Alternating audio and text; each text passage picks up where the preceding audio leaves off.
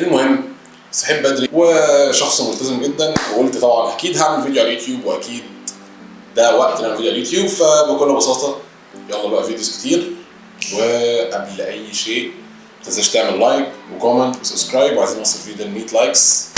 انزل اعمل لايك بسرعه بسرعه بسرعه بسرعه، وما تنساش تعمل سبسكرايب للشانل.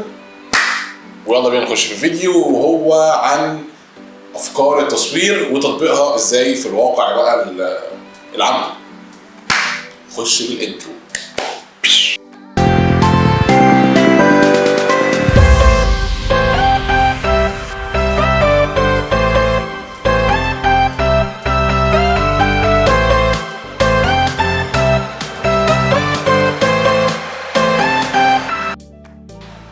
مش عارف ليه انا متحمس اوفر، يعني فاهم اللي هو حاسس ان لا يلا بقى فيديوز بقى وحركات. المهم يعني ايه الفيديو ده هو الافكار اللي قلنا عليها. واول حاجه فكره زي دي، الشوت ده انت هتشوفه هنا او هنا ايا كان.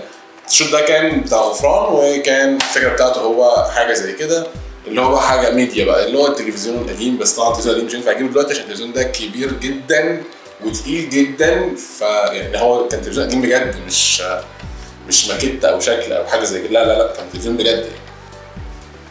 الصورة باين عندك حسن، انزل في اي حته اكيد بيبيعوا الكلام ده. شريط فيديو فيلم الليمبي مثلا هاته يعني. بس دي كانت اول حاجه، ويلا بينا نخش في حاجه رقم 2، ودي حاجه انا بحبها جدا.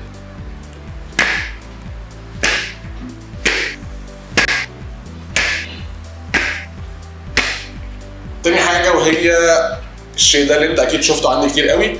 والشيء ده عباره عن ايه؟ عباره عن لمبه بتنور، بتشحن يو اس بي، وبتقعد فترات كبيره بصراحه. يعني انا بشحنها كل فتره لما احس ان هو ايه دي شكلها هتفصل، لكن مفيش مره مثلا فصلت مني او حاجه زي كده.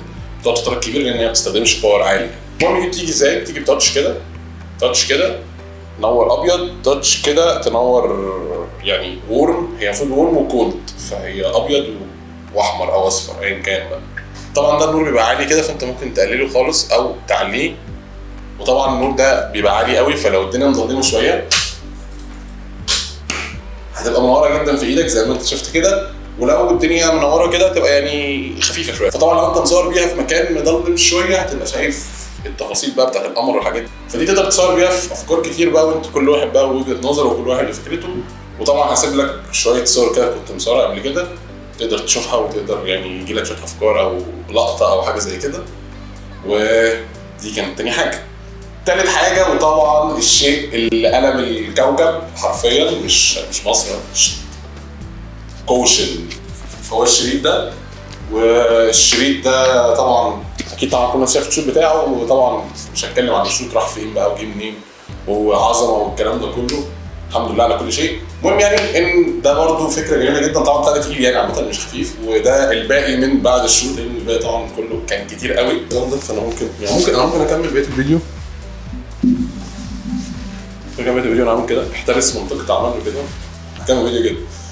المهم يعني دي كان الفكره الثالثه اللي انت تقدر تستخدمها. وطبعا انت ممكن تجيب مكان ده اي شيء تاني، ممكن برضه شريط لونه احمر لونه ازرق، على حسب انت وجهه نظرك ايه، وعلى حسب اللي انت ناوي تعمله، وعلى حسب المود واللبس، ويعني حاجات كتير قوي، المكان وكل الكلام ده طبعا. فقصدي ان ده بيفتح بس ايه مجرد فكره. زي الشريط ده اللي انت ممكن تجيب شريط كاسيت عادي، مش لازم يكون شريط فيديو. زي اللمبه اللي انت ممكن ما تجيبش لمبه زي دي، ممكن تجيب لمبه نيون، لمبه فلورسنت اللي هي الطويله، او ايا كان ايه الشيء يعني. بس انا بتكلم ان دي كلها افكار تقدر بيها تغير شكل التصوير 1,800,000 درجه حرفيا، لان ده شيء صغير جدا يعني، ولكن بيغير شكل التصوير. وطبعا مش محتاج اقول لك لو انت شفت الشوت ده فانت اكيد هتتاكد من الكلام اللي انا بقوله. واخر حاجه، يا رب يكون الفيديو عجبكم. فيديوهات كتير جايه، هصحى بدري كتير ان شاء الله. وبس كده، سلام.